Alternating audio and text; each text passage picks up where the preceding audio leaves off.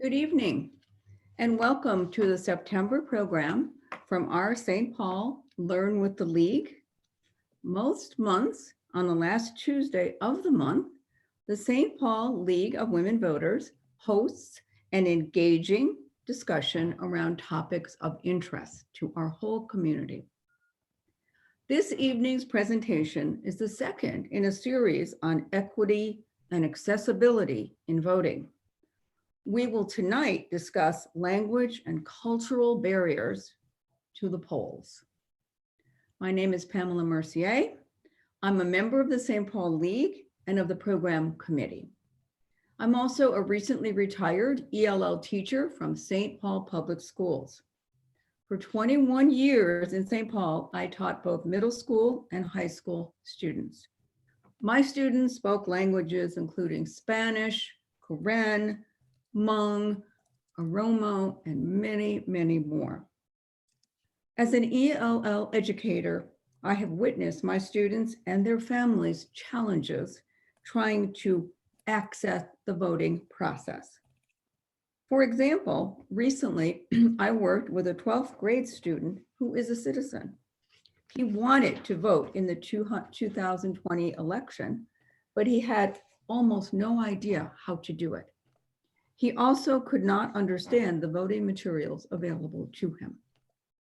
Fortunately, I was able to guide him to resources, including organizations like the ones we'll hear from tonight that helped him, and he was able to vote. His situation opened my eyes to struggles often invisible to us, English native speaker voters, who often have a generations-long history of voter participation. It revealed some of the complex reasons why some eligible voters might just give up and not participate in the voting process. I am pleased to host tonight's event. I am new to the program committee, and I want to thank the committee for this opportunity to be the moderator.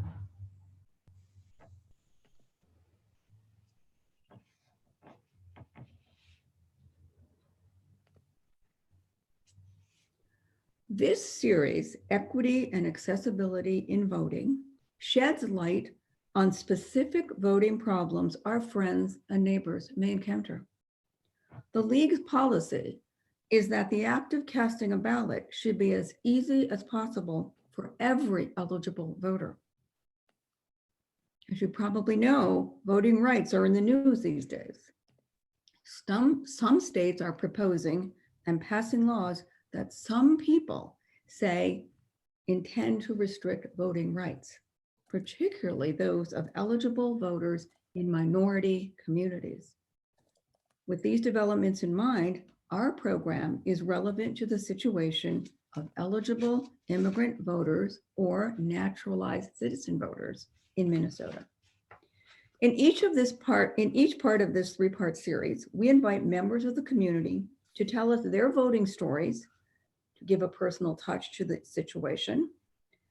And also, we ask them to offer solutions from their perspective. Today, we'll examine language and culture and learn how these may affect accessibility. The program on October 26 will address youth and Generation Z, you can see that on your screen, as a block of voters often overlooked in the voting process. Be sure to note these dates on your calendar and watch your email for more information. The League of Women Voters is a nonpartisan membership organization dedicated to improving our government and engaging all citizens in the decisions which affect our lives. The St. Paul League is one of more than 800 leagues across the United States, bringing nonpartisan advocacy, education, and empowerment to the local level. If you're not currently a league member, we invite you to join and help in the efforts to strengthen our democracy. Tonight's program is co-sponsored by the Roseville Area Chapter. Thank you, Roseville, for your support of this event. We also want to thank the St. Paul Neighborhood Network and SCC-TV for carrying this program to their viewers. We appreciate your steadfast involvement with the League of Women Voters St. Paul. Before we begin, let's acknowledge we're learning on the ancestral homeland of the Dakota, Minnesota, and the current home of many Native nations, including the Dakota and the Ojibwa. Tonight's program is being recorded and broadcast on Zoom and on Facebook Live. We welcome you to put your questions in the comment section for Facebook and the Q&A feature found on the bottom of your screen for Zoom. Look on the bottom of the screen, you should see that. We will ask as many questions as possible at the end of our discussion. Now let's talk about Minnesota and immigrants for a minute. Look at this picture of the map of Minnesota and some information about immigrants, foreign-born immigrants in Minnesota. As Minnesota's population grows, the state is becoming more diverse. As many of you know, 8.7% of the state's population today is foreign-born. In 1990, this percentage was 2.6. Today's figure translates to nearly 500,000 foreign-born residents out of a total Minnesota population of 5.64 million. This is 2019 data. On this slide, we see some more data about the languages that different immigrants come to our country with. The largest share of foreign-born residents come from Asia, Africa, and Central and South America. Spanish is the most spoken language after English, followed by the Afro-Asiatic languages, including Somali and Amharic, and the Asian languages, including Hmong. I should also mention the number of Karen speakers born in Burma or Thailand, around 6,000 in Minnesota, and who have a vibrant presence in St. Paul, a fact our Karen American panelists will attest to. Here is a screenshot of the Minnesota Secretary of State's website. If you look on the top right, you will see 10 different languages listed at the top: Spanish, Hmong, Somali, and 7 more. There are many more languages that are not represented here yet. With these language tabs, the OSS office directs users to information about the voting process translated into 10 different languages in both written and now spoken video form. These efforts represent one way the Minnesota state government is responding to the needs of immigrant eligible voters or naturalized citizen voters for equitable access to the voting process, including registration and voting. Take a look at this sometime. Tonight, we will learn from some experts about how language and culture may be barriers to the voting process for naturalized citizen voters. These citizens have some language of English skills, some level, but these may not be adequate to meet the demands of successfully registering to vote and voting. Our speakers will also inform us about how some of these impediments to voting have been reduced through government action and other civic engagement actions. We will also share their perspectives on what obstacles still remain to be eliminated. Finally, they will suggest actions we might take as members of the League or citizens to further decrease these barriers and increase voter turnout. Our program topic is language and cultural barriers to the polls. Language is part of culture. However, there may be other cultural obstacles to voting that our panelists can identify and share with us. So one more slide briefly before we introduce our speakers. This is from the Pew Research Center data. If you look on the right, you see 2 line graphs. The one on the top explains to us, starting in 2000, going up to the year 2020, the increase in the number of eligible immigrant voters in the United States. In 2020, that number was up to 23 million, more than 23 million who were eligible immigrant voters in the United States. Look at the bottom graph, you see that translated into a percentage. So in 2020, 9.8% of the American population, voting population, was foreign born. And these people are naturalized citizens in Minnesota and all throughout the United States.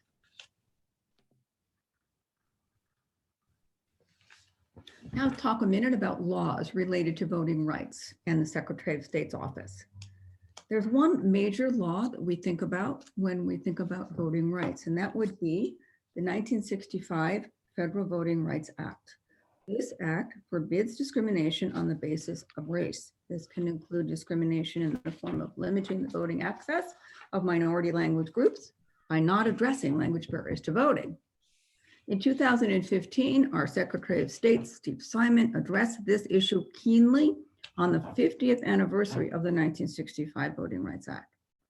At this time, Secretary Simon proudly announced the improvements the state had made by the year 2015 to voter accessibility for minority language groups, including what was available on the website. One memorable statement Secretary Simon made on that day is on your screen. Secretary Simon said, "We must stay restless until the right to vote is real for every eligible voter."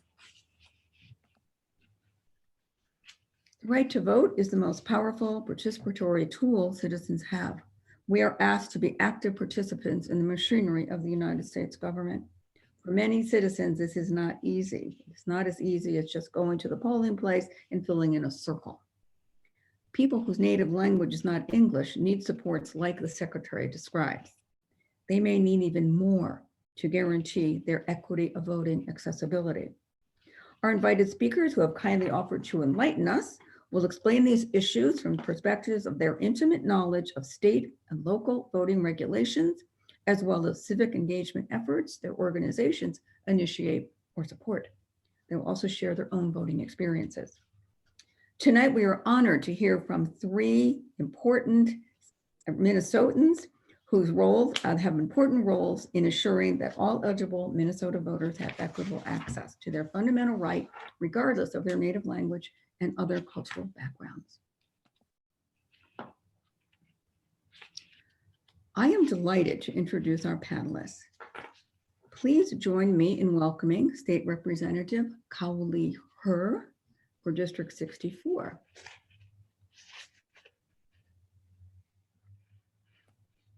Kaohly, do I see her on the screen? Hi, Pam. Thank you for having me on.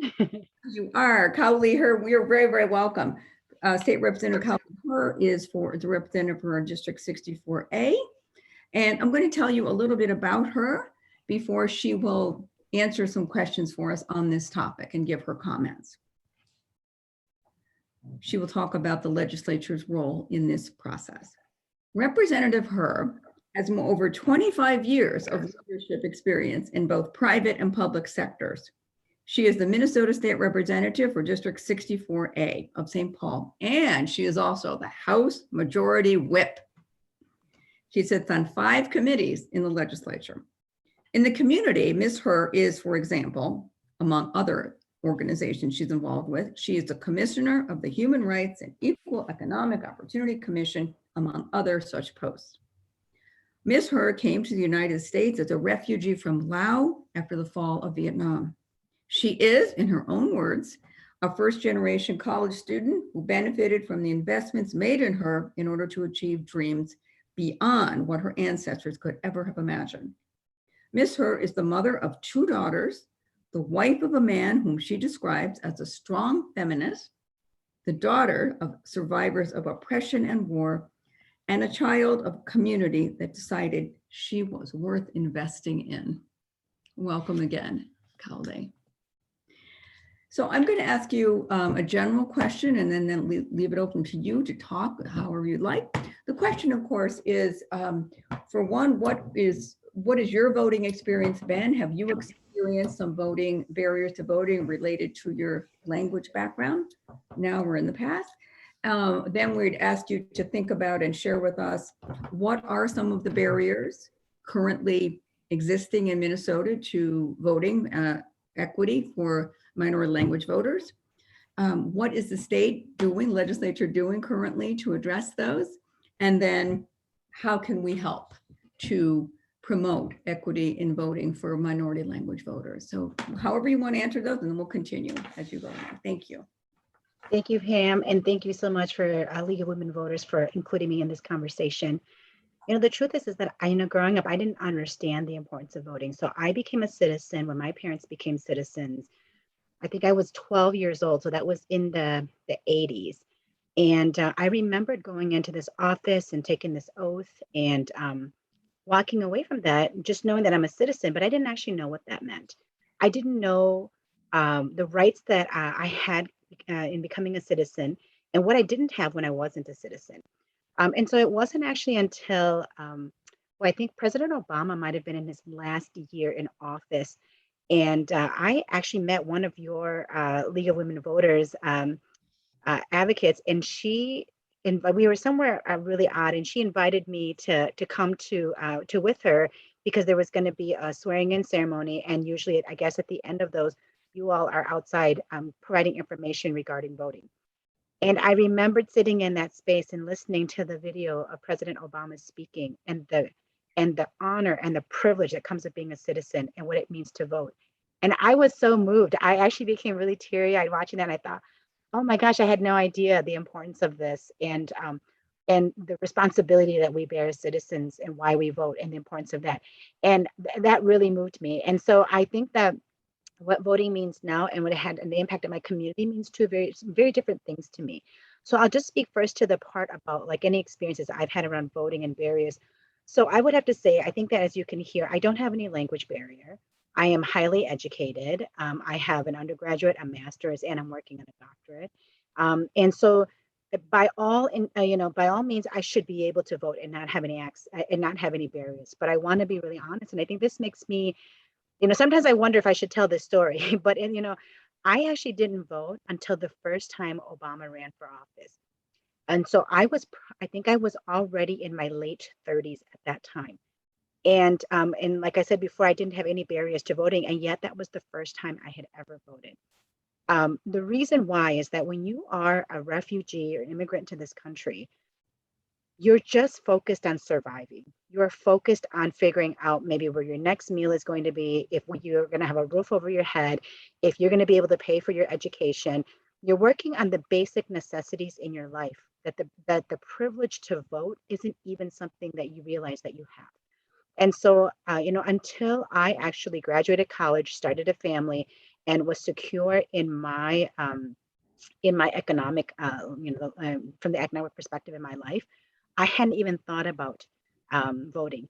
And it wasn't until Obama ran, and it was so important that we were all a part of this process. And it was his campaign that said every vote mattered, right? And so that's when I started to vote. And once I started voting and I realized the power of that vote, I never looked back. So I have voted at all different levels, whether it's local, state, or national level. I voted. I continue to vote. I vote in the midterms. But I think about the fact that I had no barriers and it was still challenging for me in order to actually get out and vote. And so as I started doing this work, I would have to say that what I see as some of the greatest barriers, especially to immigrant communities, is one, understanding who can vote, and then understanding all of the rules around voting. And in Minnesota, we make it pretty easy for people to vote. Still, it is challenging to vote. And so until recently, a person could only assist 3 people at the polls. And if you understand our community, like in the Hmong families, we have multiple people living in one household. There could be grandmothers, grandfathers, parents, aunts, uncles, and children. If you can only assist 3 people, sometimes you're not even able to assist your entire family. That has recently changed. The Representative Vang had a bill that she put forward 2 years ago. It never passed the legislature, but that bill stated that was trying to change the rule around assisting 3 people so that you could assist more. That bill didn't pass out of the legislature because for some reason, anytime you want to do something around voting, it becomes very partisan. And so what ended up happening was the group sued the state, and it was through that legal action that changed that law. And so, we take action at the legislature, but sometimes it takes a lawsuit in order to make changes, the necessary changes that we need. I would also say that the other barrier is that for people to have access to information. So when I think about all the ways in which we've made voting easy, that actually becomes really hard for people who have barriers to accessing information and barriers to language. So, when I started reading through all the rules of like when, early voting, what do you need? How do you become registered? And those types of things become really difficult for somebody to navigate. And so they're thinking, well, maybe I'll show up on the day that I can vote. And then if something comes up, they're unable to do that because they still have to locate their voting station or their voting place, and then they still have to find transportation to get there. I did notice that in my community, when I first started assisting with voters, we had to actually drive people to the polls. Transportation becomes a barrier in people to getting to the polls. I would also say that the other thing besides language and transportation and the materials and navigating, I would say that the fourth issue is for people to be able to get out of working in order to vote. So I know that we have rules that allow people to take time to vote, but that still is, you have to know that. And secondly, you have to be able to then have the ability to leave your job. And so in order to go vote. And so there are many, many people who would like to vote, but don't vote because they can't leave their employment in order to do that. And so those, I think, are some of the biggest barriers. I might have missed maybe one or two because there are nuances to everybody in every community in order for them to get access. And so those are the ones that I've encountered as I've worked with trying to get immigrant community members to the polls. What we're doing at the legislature. So I am a co-author of a current bill right now. It's for elections reform. And within that bill, so Representative Greenman is the chief author of the bill. And that bill is actually quite long. It looks at everything from our early reforming our early voting system to absentee voting to eliminating restrictions of voters and individuals of who can be at the polls assisting you, requiring voting instructions, providing election judges that are multilingual, to transparency, to restoring the vote. I mean, there's a lot in this bill because we know that there's a lot that we need to do in order to ensure that all people who can vote actually do vote. And so that is a bill right now that we're working on. And, we were not able to get that through this year in the legislature, but the bill is still active and that we will continue to push this bill until we are able to make the changes we need to in legislation to allow everyone to vote and to allow them to vote in a way that works well for them and how they show up at the polls. Thank you, Kaohly. That was so much information you shared. That's perfect, especially fascinating. And I'm hoping we get some great questions about all of the things that you said to us. Thank you very, very much. I think at this point, we'll move on to Hta Thi, and we'll come back to your later, I'm sure, with the question and answer. So Hta Thi, if you would like to join us on this, there she is. Hi, Hta Thi. Hello. I'd like to introduce Hta Thi Yu Moo to you. Hta Thi, I'm very proud to say, is a former student of mine in St. Paul Public Schools. She's a brilliant student at Washington High School in St. Paul. I've known her for many years. And now she is a Civic Engagement Coordinator for KOM, or the Karen Organization of Minnesota. Let me tell you a little bit more about Hta Thi before we ask her the similar questions. Hta Thi was born in a Thai refugee camp. She and her family moved to the United States in 2007 and settled in St. Paul. In 2013, she graduated from Washington Technology Magnet School. She volunteered at KOM during high school. After high school, she worked as a youth development coordinator for KOM. Then in 2017, she became the coordinator for the weaving and the civic engagement programs at KOM. Hta Thi is married and lives in St. Paul. So welcome again. Hta Thi, I'm going to ask you a question one at a time if you prefer, and then we can see how that goes. How does that sound? Good. Excellent, excellent. So the first question we have for you is, can you describe your first voting experience to us? And do you remember barriers or things that were made it difficult for you? Yes. First of all, thank you for having me, and it's a privilege to be on one of the panelists. My first time voting, well, actually, as far as I remember, in 2008. That's my second years in junior high, middle school, and we are practicing voting in 2008, and I have no idea what that's about. I'm 8th grade, and I just circle. First of all, I look at all the women candidates, and I circle those. And as far as I remember, and the when I become a citizen, my first time voting, and I still don't know. The barrier is I don't know who to vote. I don't know any candidate. And back in the day, we have like research about candidate, and there's no one that have a voter education that would teach us about voting. So my barrier is I don't know who to vote, and I just choose random. And I'm also afraid that they won't know us even though I vote them. So that's my barrier. I do have a little bit knowledge about the voter process. Still, my barriers, I don't know who's the candidates are and what's their belief and what's their plan for, when they become the leader that we vote for. Okay, thank you. That's excellent. Now, could you explain to us what barriers you see in your role or in for the Karen community in Minnesota? What kind of barriers do you see preventing people from participating in voting as much as we might like them to, our naturalized citizens? What can you say about that? Yeah, I just want to echo some of your representative, what she's been saying about transportation, and then another thing is that the language barrier. And then another thing is fighting the poll place. They don't know about, not 3 years ago, they don't know much about absentee ballots, or they don't know where to look up their polling locations. And another thing is that they didn't know that they're allowed to leave early and then show late to work on the election day. They thought that they didn't know that's one of their rights.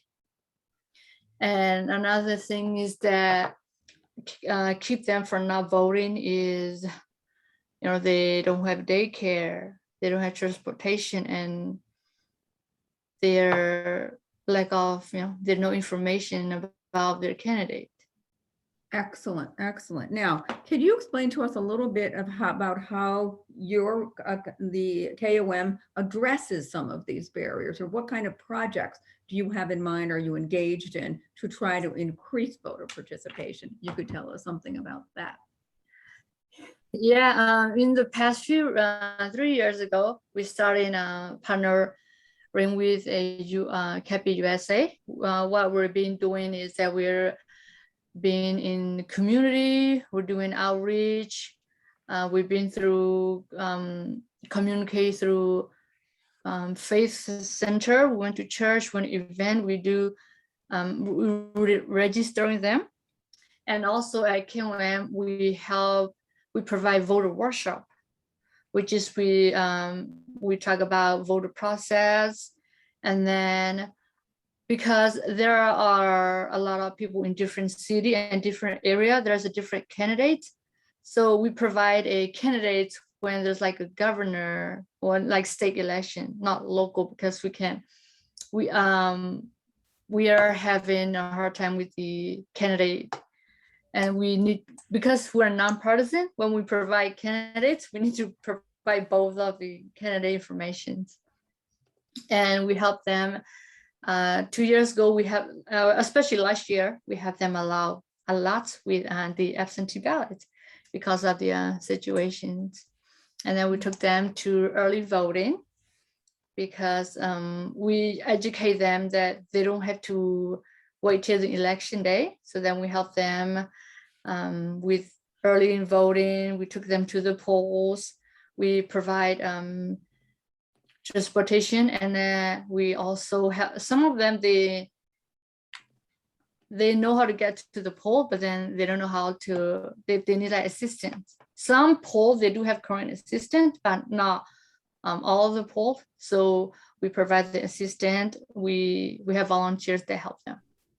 So thank you. And I'm wondering, would it be useful if there are league members or people listening to this program, if they could contact your organization, if there would be some ways for them to help out with your projects? Would that be useful to your organization? Yes, we are always looking for volunteers that can take them to the polls. We also looking for an internship at our organizations and volunteers. We always accept those, and we're willing to have those. Excellent, excellent. So your information will be in the chat and people will be able to contact you and there'll be more questions for you. Thank you Thank so you. much, Hta. And I will go on to our next presenter. And that would be Simone.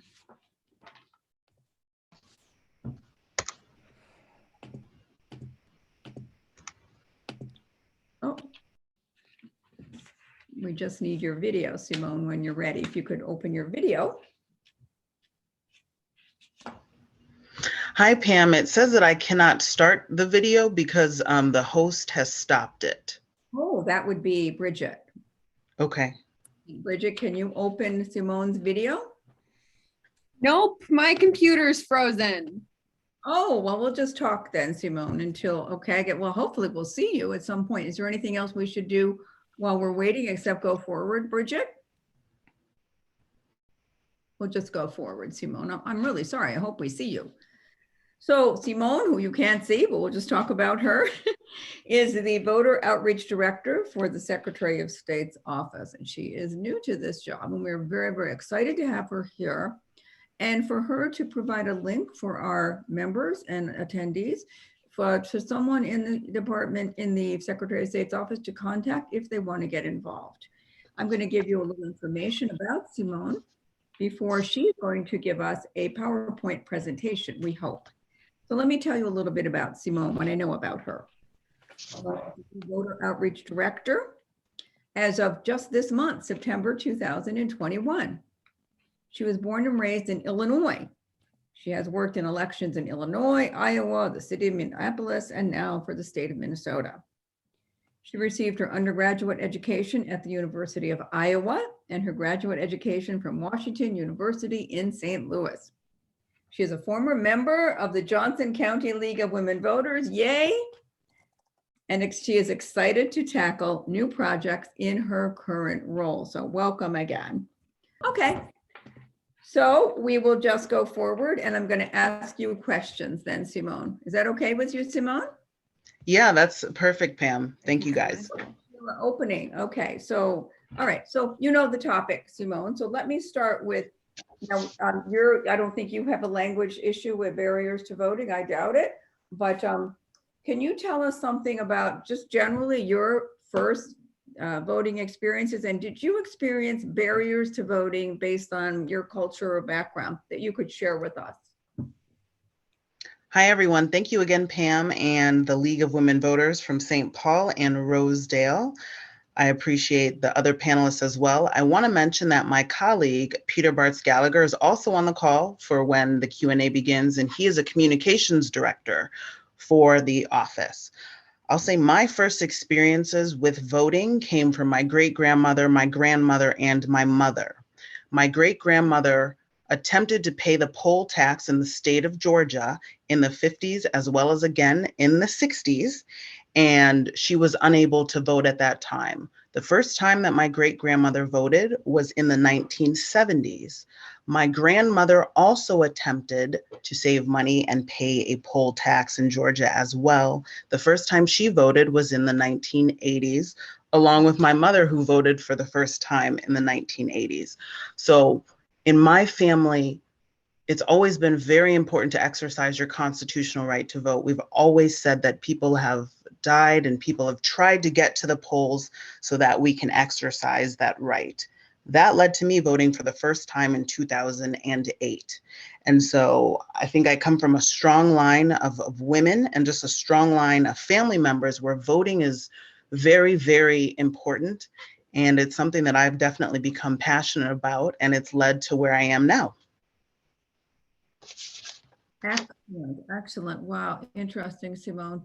So I'm going to ask you questions about the Office of Secretary of State, and could you tell us about some, and I know you're new to this role and you're just learning about this yourself and adding your insights. There she is, hooray!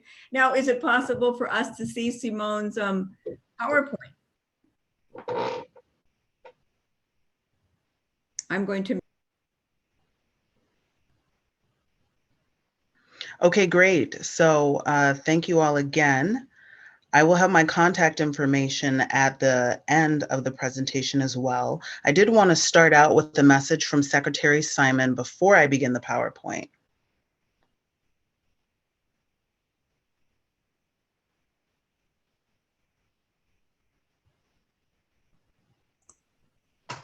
Simone, if you could stop sharing your screen, then I will play the video. Please. Do you just mean stop my video? Because I'm not currently sharing my screen. That's it.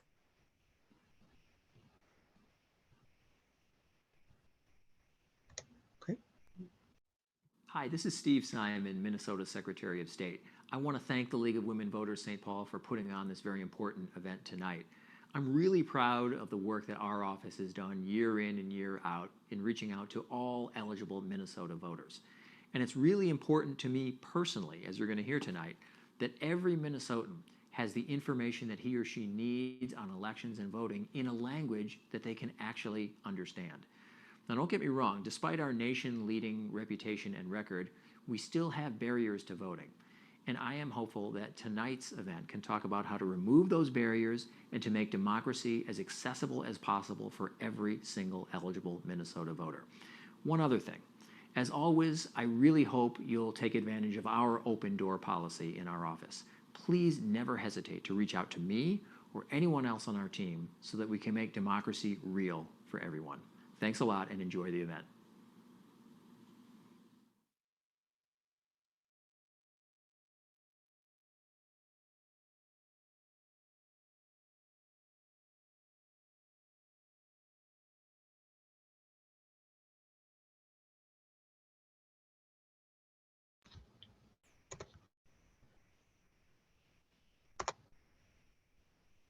Okay, can everyone hear me? I will start the PowerPoint then. So one thing I want to say before that is that my presentation is not about Secretary Simon, but it's just important to explain his personal perspective about this issue. So Secretary Simon is the child of immigrants. His parents fled religious persecution in Eastern Europe and they settled in Minnesota. So that family experience has shaped the way that he understands the needs of people who come from a different country, a different place.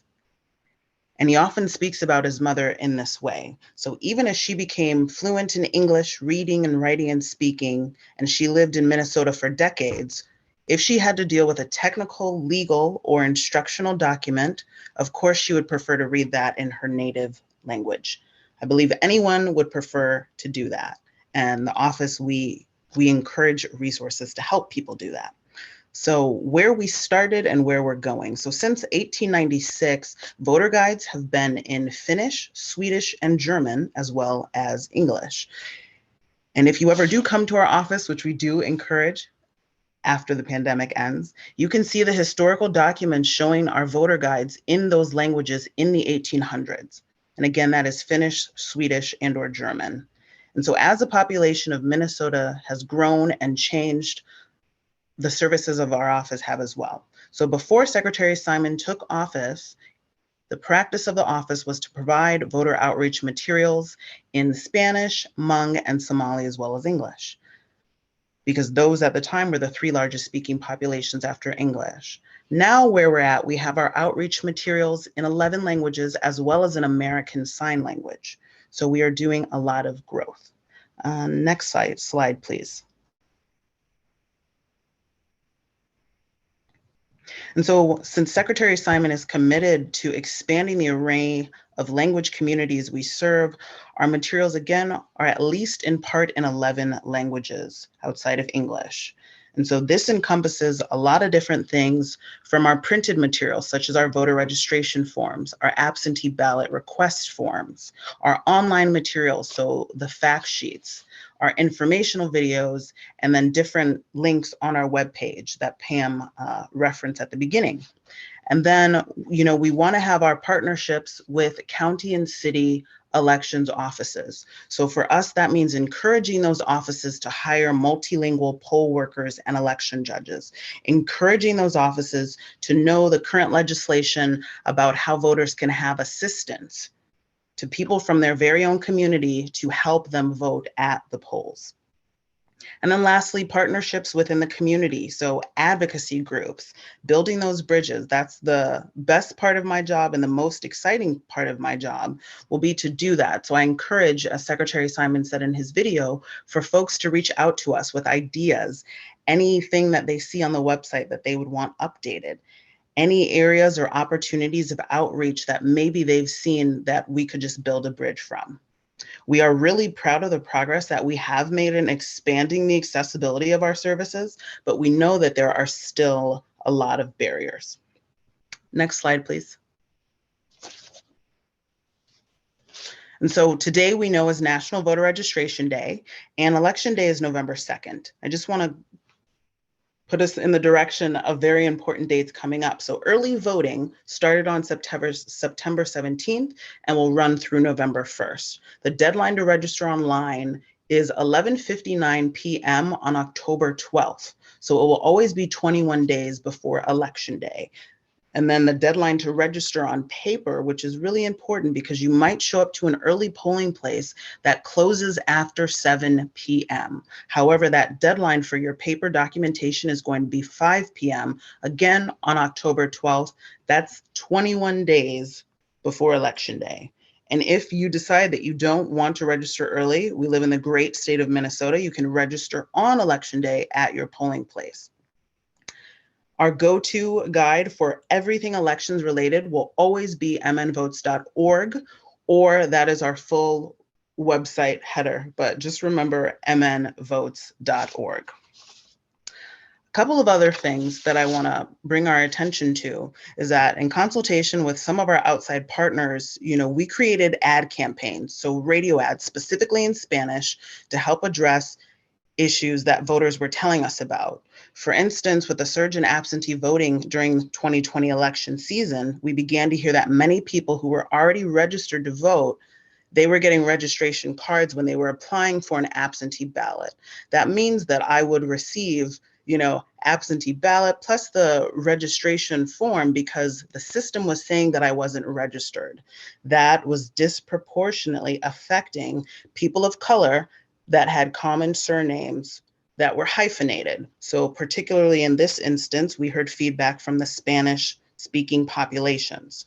So you can only imagine that if my full name is Simone Ashley Frierson, but I'm registered in the system or my full name is Simone, and then my last name is Ashley-Frierson, but I'm registered in the system as Simone, Ashley as my middle name, and Frierson as my last name.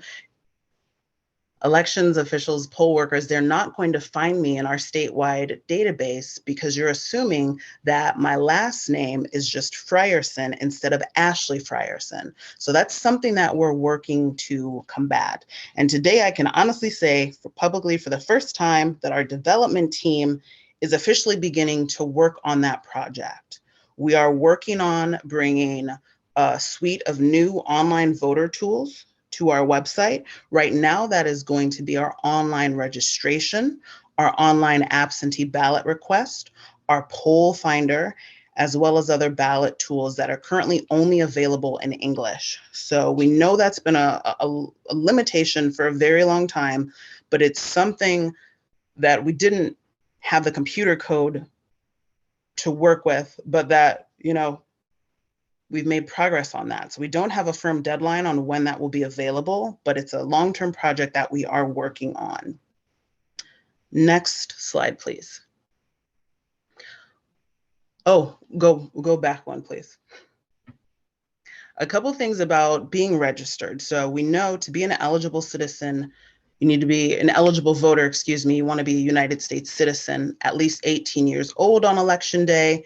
In the state of Minnesota, in order to maintain residency to prove that you live here, you only would have to live here for 20 days. Make sure that you have finished all parts of any felony voting or felony sentence to be able to vote. And then you are eligible to vote while under guardianship unless the right to vote has been revoked by a judge. And if you are deemed legally incompetent in court, you're also ineligible to vote. Last slide, please.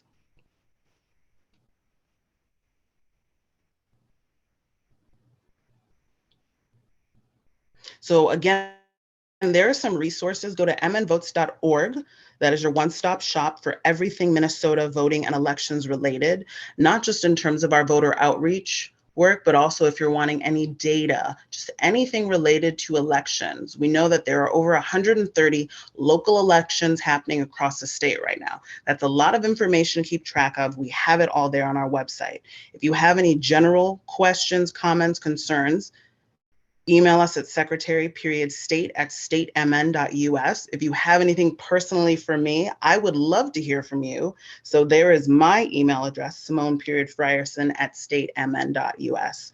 And again, we are just really excited about the new online tools that the development team is doing and bringing those resources, our online voter tools, into various languages for voters.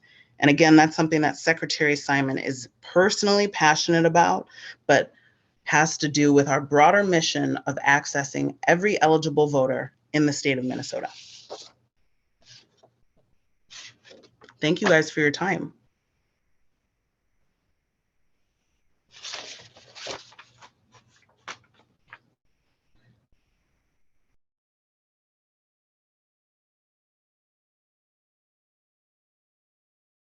And open your video, please, if you would.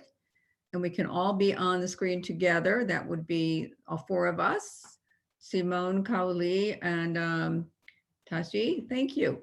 And I'm going to look in the chat here and some questions. We'll maybe have a few. We'll have a few minutes to do this. Where is my chat? Let's see. Do we have questions in the chat or in Facebook Live? I am not seeing the questions yet. Pam, I do see the question. It looks like the question from Zoom it's for me. It says, do you have any ideas on how to start the voting habit in young people in the Hmong community? Does school cover civics and help high school students get ready to vote? So this is actually a really great question. It doesn't show me the name of who this is from, but there's two parts to this, right? So curriculum in schools, there's guidance on what curriculum should be taught. But the truth is that, like, I know when I went through civics, and that was a long time ago, we actually didn't ever talk about voting. We talked about government structures and branches of government and the different levels of government, but we never actually talked about a civic engagement itself. And so I think that is problematic, that it's not really taught in school, and it's really up to people and families who are connected to voting to really educate their own children and families, which becomes barriers for young people to get them started early. I would say that the other thing is Representative Erdahl, who is my GOP colleague, he's been pushing for a long time for stronger civics education in high school, which I'm in support of. I think that it is important. And how do we get young people, especially Hmong people in our community, to start voting? Well, that's a really great question. And that the issue with that is that those who will have the greatest access to groups that are already doing this work, those are the ones who are likely going to participate anyways. I feel like there's more work that we need to do within our community in order to reach those who might not have the internet capability to reach those who are doing this work, who might not have the ability to maybe join activities or programs or organizations outside of school, and those who may not have the structure around them in order to participate in things that are physically not near them and not through the school system. So I think that we have to fix those infrastructure issues first in order for us to really say that we can be able to create more engagement, but that shouldn't stop us. We should continue to partner with groups and organizations that continue to do civic engagement work. I apologize for not seeing that. Now I have the Q&A up. Thank you. Thank you for just going ahead like that, Kaohly. Now here's a question for Hta Thi. Do you have any ideas about voting by mail? Would getting the ballot at home and have the time to research the candidates before mailing the ballot back help? Yes, we are doing a voter workshop, and we provide the candidate, both of the party information as much as we can. Some people there now today, they have their younger generation that help them provide those or do a research about the candidates. And then as in the past, the candidates are going around community events and introducing themselves. But somehow they do have time. The one who I've been helping with the absentee ballot, we provide the voter workshop, and then they attend the workshop, and then they do have time to do the research before they return the ballot. I see. That's great. That's great. Thank you. Now for Simone, how can the league help get election judge poll workers to fit the voting community? I assume it would be great to have community members, especially who speak the same language, at the polling place. Yeah, I think that's really important, Pam. I would say the league's involvement in that is just, reaching out to your neighbors, the people that you live next door with, the people maybe you're in book club with, the people that you socialize with, seeing what is their willingness to be a poll worker, because it's a stiff learning curve, but a great opportunity for civic engagement. And it's a great opportunity to also help people that look like you and people that don't look like you have access to voting. Right now, I believe various states based off of their population demographics. For instance, I experienced this with the city of Minneapolis, that they actually had a board posted at the early vote center showing what languages that the poll workers and election judges spoke, along with their photos. And then they also had them wear a button, in the language that they speak, saying like, we are here to assist, we can help. So we were able to guide people to those specific resources.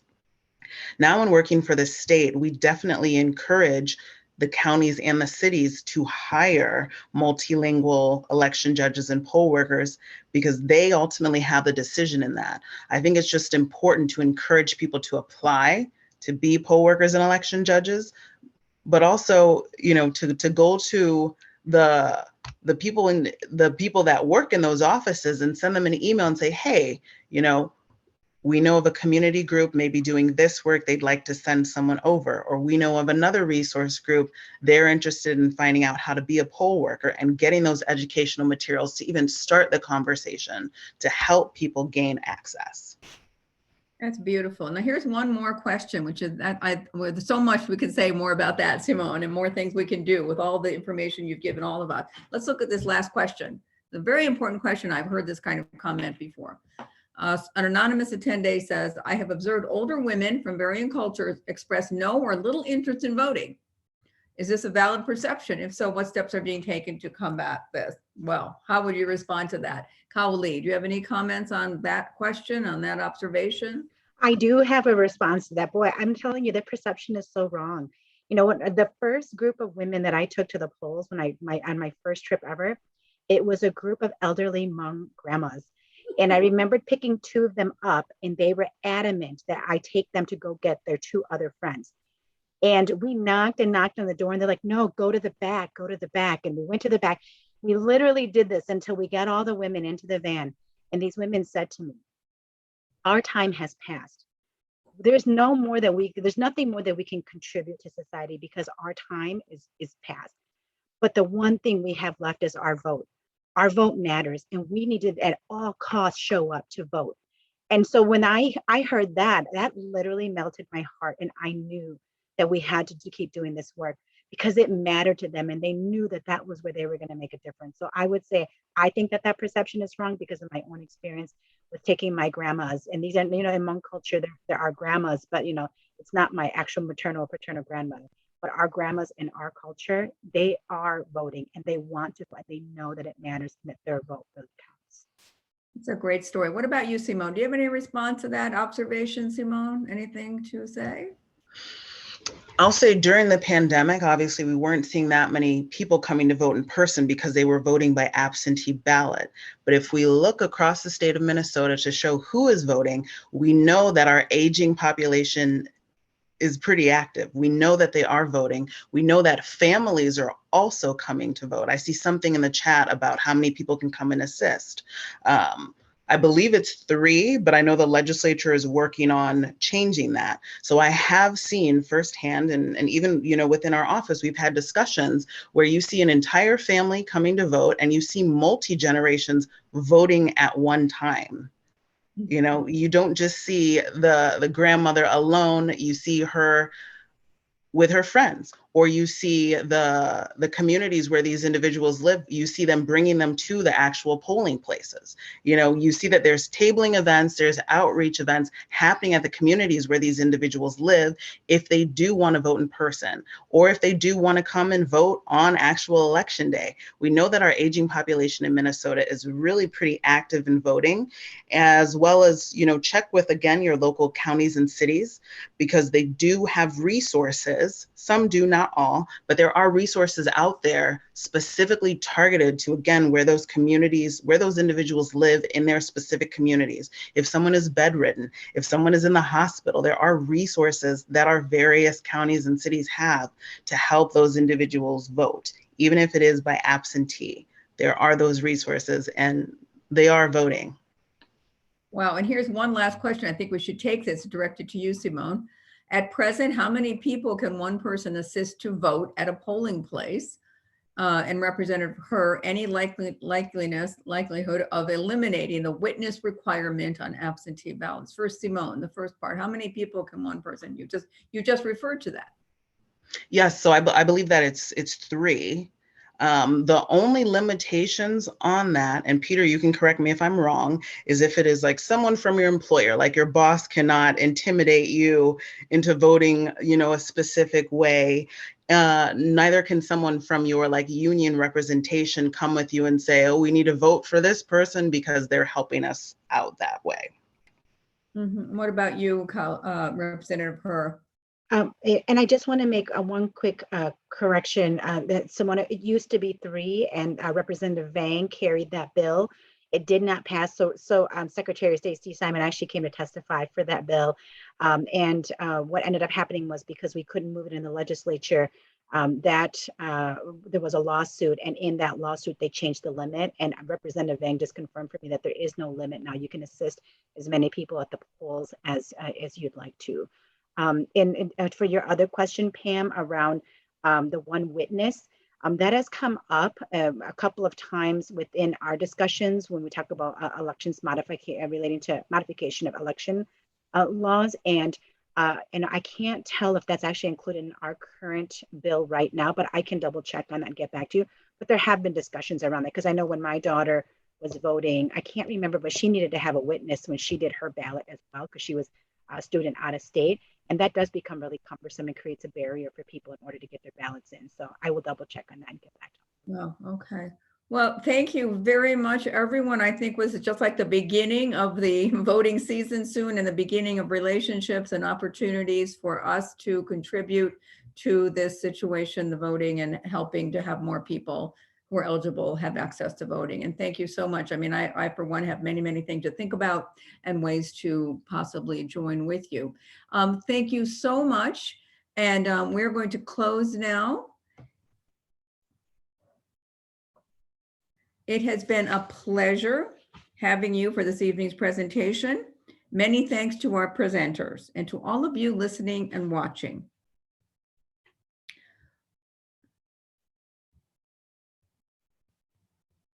We offer these events on the last Tuesday of the month at 7 p.m. Our next program on October 26th is Equity and Accessibility at the Polls, Youth and Generation Z. Be sure to sign up for our email list to receive the details. If you would like to watch any of our past programs or watch tonight's broadcast again, they're available on the League of Women Voters St. Paul YouTube channel. That was fun to watch for me to review and get information you might need. Also, please contact us or the panelists at the links included in the chat for more information and or to find out more about how you could assist in voter outreach. Believe me, there are many, many opportunities. You heard that tonight.